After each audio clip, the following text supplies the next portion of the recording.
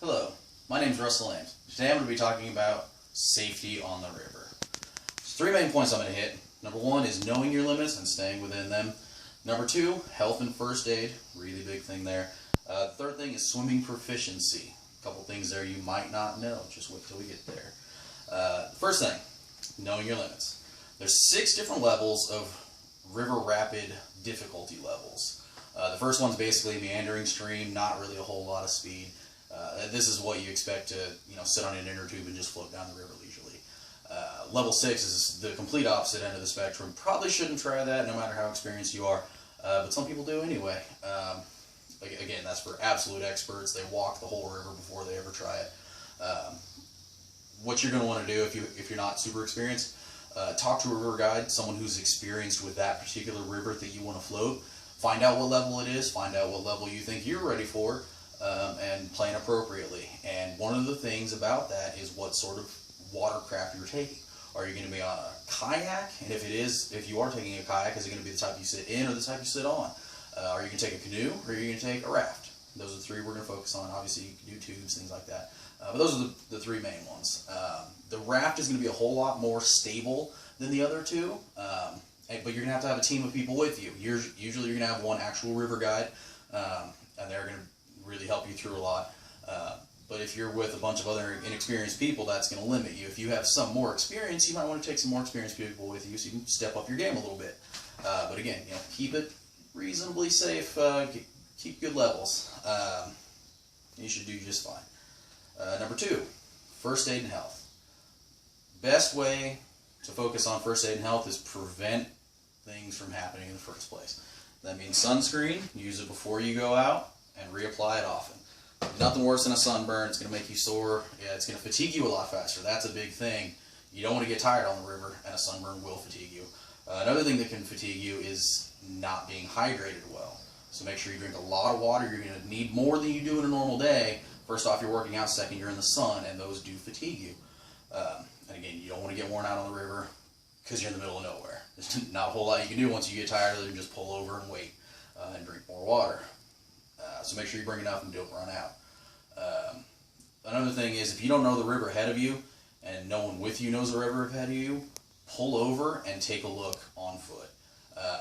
According to an organization called American Whitewater, 8% of deaths on the river are because of just really low dams. You go over an 8-inch, foot high drop, don't know it's there, hit your head, and go floating off into nothing. So you really need to make sure you know the river. Pay attention. Like I said, if you don't know what's coming up, get out and look. Another big thing, alcohol. I know a whole lot of people like to just drink and float down the river. It's fun, yeah.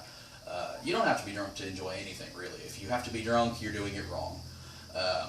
And again, alcohol, it'll dehydrate you faster, it'll fatigue you faster, it impairs your vision, it impairs your judgment, and it'll dull your senses, make you slower. You'll think you can do it, and you're probably wrong. And obviously, if you drink too much, it's illegal. If you're impaired and you're in a boat, that is illegal, according to the U.S. Coast Guard. And here in the state of Kansas and in Missouri, 0.08% blood alcohol content is guaranteed boating under the influence. But if they suspect that you're under the influence at even less number than that, they're still going to hit you. And there's heavy fines. They'll take your boat. There's a lot of bad consequences that go with it. But mainly, like I said, it's just dangerous. The third thing I want to hit is swimming proficiency. Now, back in 2014, May 5th, I believe it was, the American Red Cross did a survey of Americans and asked how many of them thought they could swim.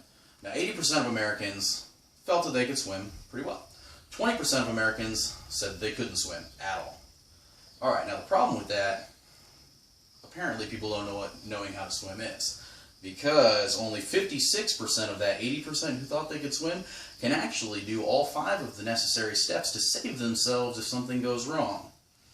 Now, these 5 steps, number 1, tread water for 1 minute. Now that doesn't mean holding on to something to keep you afloat.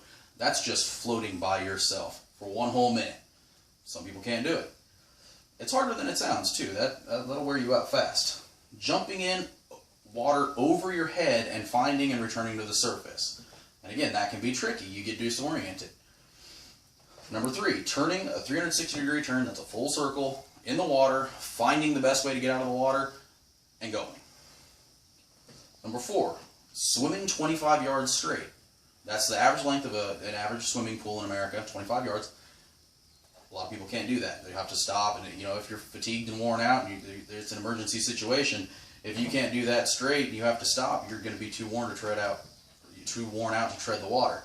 So that's going to be an issue. The 5th thing, it doesn't really apply to the river quite so much. In certain places it might, if there's no beach there, but it's exiting a pool without a ladder. Like I said, if you have to climb up on a rock, that's equivalent. But those are the 5 things that everybody has to be able to do. And again, only 54% of the 80, so that's only 44% of Americans can actually do that. So even if you think you can swim, you might want to reevaluate. You might want to jump into a pool and find out for sure before you get on the river, because if you fall out, that could be an issue. And again, do that where there's a lifeguard. Make sure you're all right. So remember, in conclusion, safety on the river is absolutely paramount. Don't get drunk. Stay hydrated. Keep your sunscreen on. You might do bug spray too, because the mosquitoes get pretty nasty and they can carry diseases.